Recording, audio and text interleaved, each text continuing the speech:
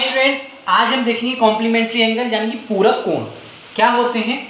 जब दो एंगल मिलके 90 डिग्री बनाएं, जैसे कि मान लीजिए ये एंगल है वो 60 डिग्री का है, ठीक है, और एक ये आपको एंगल दे रखा है वो 30 डिग्री का है ना।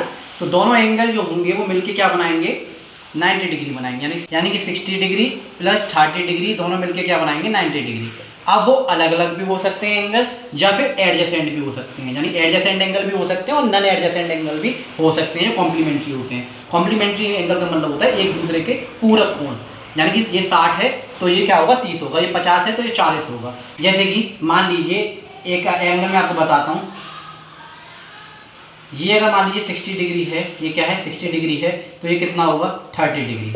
इस तरह से आप याद रखिएगा, दोनों मिलके क्या है 90 डिग्री बनाते हैं। मान लीजिए अगर आपको 60 एक एंगल दे रखा दूसरा नहीं दे रखा, तो 90 डिग्री में से आप क्या करें 60 डिग्री को माइनस कर दें, आपके पास 30 डिग्री आंसर आ जाएगा। यानी कि इसका 60 का जो कॉम्प्लीमेंट एंगल है ना वो क्या है 30 है, और 30 का कॉम्प्लीमेंट एंगल क्या है 60 है। तो इस तरह से ऐसे हम निकालते हैं। तो अब आई होप आप लोगों को समझ में आएगा कॉम्प्लीमेंट्री एंगल कौन से होते हैं। ये नॉन एडजेसेंट भी हो सकते हैं और एडजेसेंट भी हो सकते हैं। एडजेसेंट एंगल कौन से होते हैं, आसान कोण जैसे कहते हैं, जिसमें कॉमन वर्टेक्स होती है। जैसे कि मान लीजिए मैंने अगर नेमिंग कर दूँ, यहाँ ए डाल दूँ, यहाँ बी डाल दूँ और यहाँ सी डाल दूँ, ठीक है।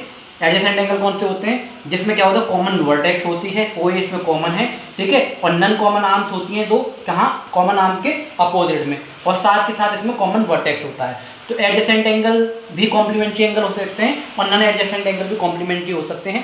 पूरक कोण वो होते हैं जिनके दोनों एंगल का सम जो है 90 डिग्री होता है। आई होप आप लोगों को वीडियो अच्छी लगी होगी। ऐसी वीडियो देखने के लिए please like share and subscribe.